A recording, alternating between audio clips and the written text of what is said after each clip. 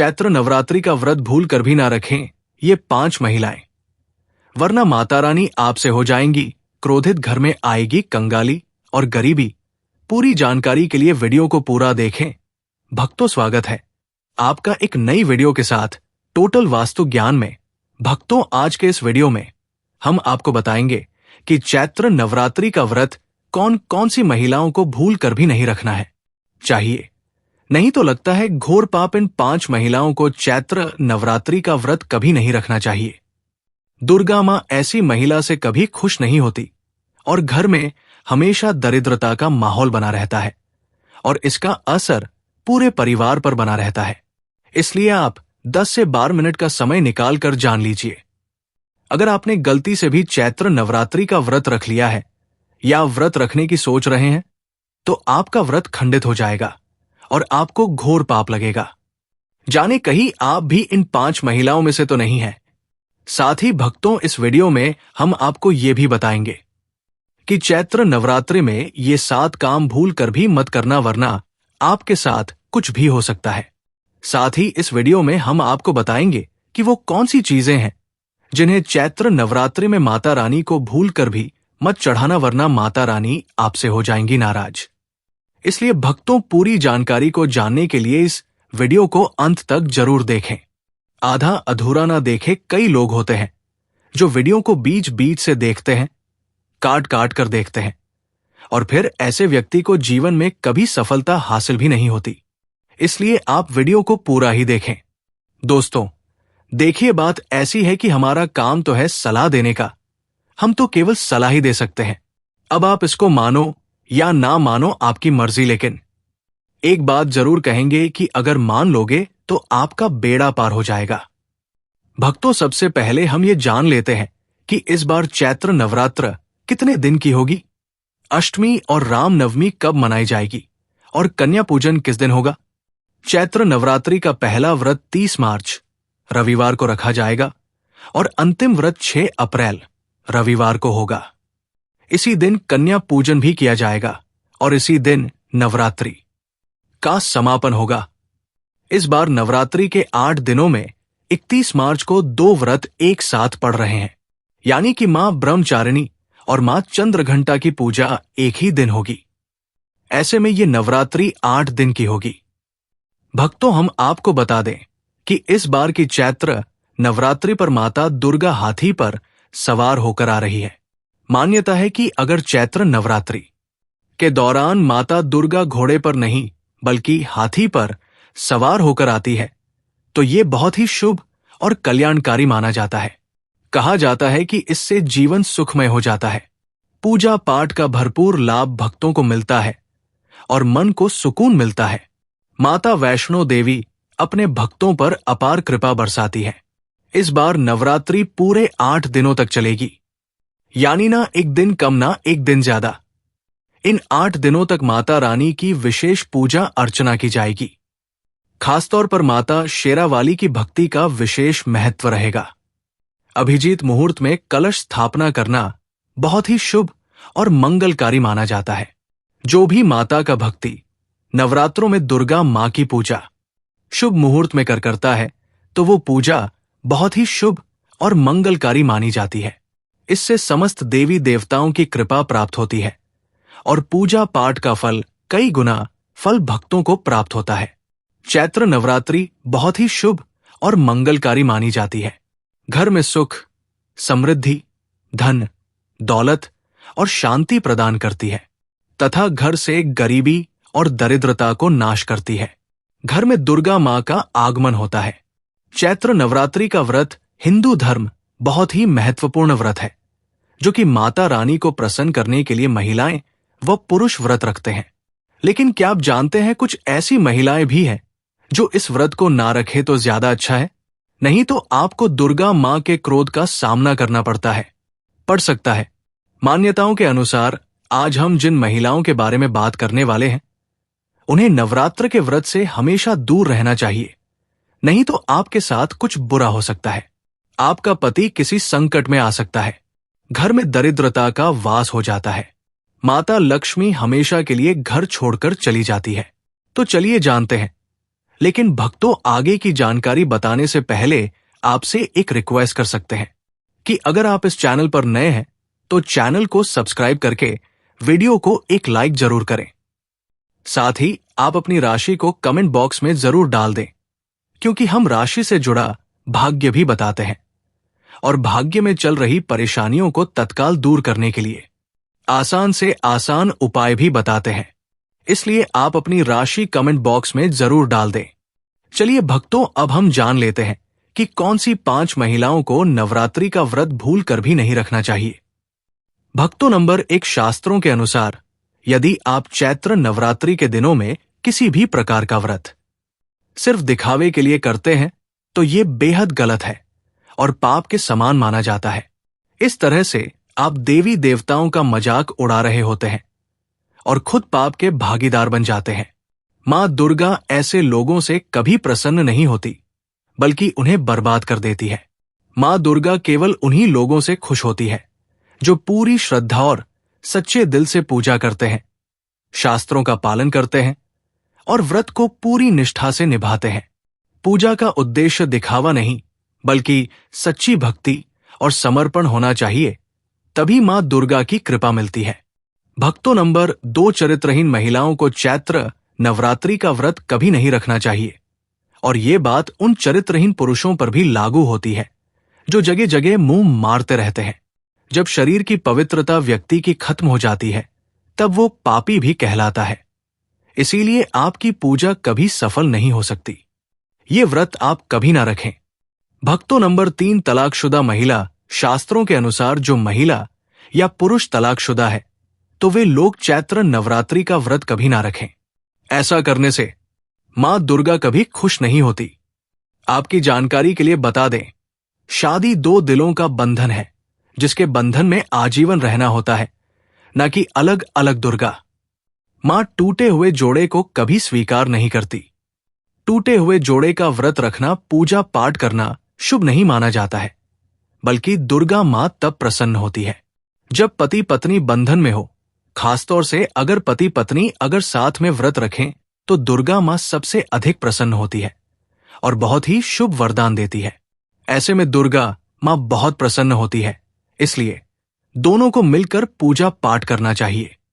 भक्तों, नंबर 4, मासिक धर्म में भूल कर भी ना रखें व्रत। यदि कोई महिला मासिक धर्म में है तो उसे नवरात्र का व्रत रखने से बचना चाहिए, क्योंकि मासिक धर्म में जो आपके वस्त्र होते हैं वो अपवित्र हो जाते हैं, इसलिए पूजा पाठ नहीं करना चाहिए। वहीं अगर उपवास के दौरान मासिक धर्म शुरू हो जाए तो वो इसे जारी रख सकती है। साथ ही जिन महिलाओं ने हाल ही में शिशु को जन्म दिया हो उन्हें भी नवरात्र का व्रत नहीं करना चाहिए। भक्तों, नंबर 5, अगर आपको बार बार गाली देने की आदत है तो आप जितनी जल्दी हो सके इस आदत को छोड़ दें। अगर दुर्गा मां को प्रसन्न करना है तो घर में लड़ाई झगड़ा छोड़ दें, क्योंकि जिस घर में लड़ाई झगड़ा होता है उस घर में दुर्गा मां कभी नहीं आती है। और व्रत में पूजा पाठ करना है तो जुबान से अधिक मीठे बोल ही बोलें। ज्यादा कड़वे बोल दुर्गा मां का अपमान होता है और आप पाप के भागीदार बन जाते हैं। भक्तों, आपकी जानकारी के लिए बता दें कि इन चैत्र नवरात्र में 9 के 9 दिन माता आपके घर में रहती है, इसलिए आपको घर का माहौल हमेशा सकारात्मक बनाना चाहिए। ब्रह्मचर्य का पालन करना चाहिए, तभी माता आपके घर में आएंगे। भक्तों, नंबर 6, अगर आपको कोई गहरी बीमारी है तो आप इस व्रत को ना रखें। जैसे उदाहरण के तौर पर शुगर की बीमारी, दिल की बीमारी, हार्ट अटैक, शरीर में कमजोरी होना, चक्कर आना, बीपी का बढ़ जाना, शरीर में दर्द होना, तो आप ये व्रत कभी ना रखें। नहीं तो आपके साथ कुछ भी हो सकता है, इसीलिए सावधान रहें। नंबर 7, जो महिलाएं अपने पति का अपमान करती हैं वे व्रत ना ही रखें तो अच्छा है, क्योंकि ऐसी महिलाओं की पूजा मां दुर्गा कभी स्वीकार नहीं करती, बल्कि घोर पाप लगता है। नवरात्रि के दौरान ब्रह्मचर्य का पालन करना चाहिए।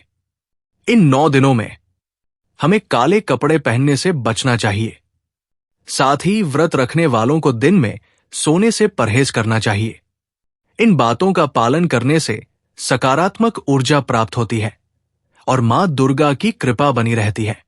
भक्तों, आगे की जानकारी बताने से पहले आपसे एक रिक्वेस्ट करते हैं कि अगर आप इस चैनल पर नए हैं तो चैनल को सब्सक्राइब करके वीडियो को एक लाइक जरूर करें। साथ ही भक्तों, सच्ची श्रद्धा से कमेंट बॉक्स में लिखें, जय मां लक्ष्मी के लिए एक लाइक तो बनता है। भक्तों, अब बात करते हैं दुर्गा मां को नवरात्रि में कौन सी चीजें चढ़ाना चाहिए और कौन सी चीजें भूल कर भी नहीं चढ़ाना चाहिए। भक्तों, भूल कर भी दुर्गा मां को ये चीज कभी अर्पित मत करना, नहीं तो सारी जिंदगी बर्बाद रहोगे। जिंदगी भर रोने के सिवा कुछ नहीं मिलेगा। भक्तों, नंबर 1, नारियल हिंदू धर्म में नारियल को सुख, समृद्धि, धन, श्रद्धा और सम्मान का सूचक माना जाता है। नारियल को श्रीफल भी कहा जाता है। नारियल का हर मांगलिक कार्य में विशेष महत्व होता है। भक्तों, जैसे कि हम सभी जानते हैं कि दुर्गा मां के कई मंदिरों में नारियल से बलि भी दी जाती है और दुर्गा मां के पूजन में नारियल का इस्तेमाल हम सभी करते हैं। खासकर कलश की स्थापना नारियल रखकर ही की जाती है। दुर्गा मां के पूजन में हम नारियल इस्तेमाल करते समय कुछ गलतियां कर बैठते हैं। नारियल कई प्रकार के होते हैं, एक हरा, दूसरा सूखा जिसके अंदर पानी होता है। जीस नारियल के अंदर पानी होता है। मां रानी के पूजन में सदैव पानी वाला और जटा वाला नारियल ही अर्पित करें। कलश स्थापना में सबूत नारियल होना चाहिए। नारियल चटका हुआ या टूटा हुआ नहीं होना चाहिए, क्योंकि सबूत नारियल ही पूर्ण और पवित्रता का प्रतीक होता है। सबूत नारियल ही सुख समृद्धि का प्रतीक होता है। सबूत नारियल को ही श्रीफल यानी कि मां लक्ष्मी का फल कहा जाता है। चैत्र नवरात्रों में दुर्गा मां के कलश की स्थापना करते समय जटा वाला और पानी वाला नारियल ही कलश पर स्थापित करना चाहिए। ध्यान रखना चाहिए कि नारियल को सदैव कलश के नीचे लेटाकर रखना चाहिए। घट स्थापना यानी कलश स्थापना करते समय कभी भी नारियल को खड़ा करके नहीं रखा जाता। नारियल को सदैव लेटाकर ही कलश के ऊपर रखा जाता है। साथ ही नारियल को स्थापित करने से पहले आप नारियल को लाल कपड़े में लपेटकर आप नारियल को कलश के ऊपर स्थापित करें। शास्त्रों के अनुसार कलश के ऊपर जब सही तरीके से नारियल रखा जाता है और सही प्रकार का नारियल रखा जाता है, तभी ही व्रत और पूजन का पूर्ण फल प्राप्त होता है। ये भी ध्यान रहे कि महिलाएं दुर्गा मां को नारियल अर्पित तो कर सकती है, लेकिन कभी भी दुर्गा मां के सामने नारियल को भूल कर भी ना तोड़े, क्योंकि नारियल बीज रूप होता है, यानी कि नारियल में बीज होता है और स्त्रियां बीज रूप से ही शिशु को जन्म देती है। इसीलिए कभी भी महिलाओं को नारियल नहीं तोड़ना चाहिए। भक्तों, नंबर 2, लौंग हम सभी दुर्गा मां के पूजा में इस्तेमाल करते हैं, लेकिन लौंग का इस्तेमाल करते समय एक बहुत बड़ी गलती कर बैठते हैं। हमेशा ध्यान रखना चाहिए कि दुर्गा मां को सदैव लौंग के साथ इलायची भी अर्पित करना चाहिए। लौंग के साथ घी चढ़ाने से दुर्गा मां काफी प्रसन्न होती है। नंबर 3, तुलसी के पत्ते चैत्र नवरात्रों में दुर्गा मां को तुलसी के पत्ते अर्पित नहीं करने चाहिए। मां दुर्गा के पूजन में तुलसी पत्र का इस्तेमाल करना वर्जित माना जाता है। तुलसी पत्र के अलावा दुर्वा भी दुर्गा मां को अर्पित नहीं करना चाहिए। नवरात्रि में आप भगवान गणेश को दुर्वा अर्पित कर सकते हैं। आप भगवान विष्णु जी को तुलसी के पत्ते अवश्य अर्पित कर सकते हैं, लेकिन दुर्गा मां को भूल कर भी तुलसी के पत्ते या दुर्वा अर्पित ना करें। दुर्गा मां को सफेद फूल भी अर्पित ना करें। दुर्गा मां को सदैव लाल रंग के फूल अर्पित करने चाहिए। लाल रंग के फूल दुर्गा मां को अति प्रिय है। खासकर इधर दुर्गा मां को गुलाब और कमल के फूल अति प्रिय है। भक्तों, चैत्र नवरात्रि आने वाली है।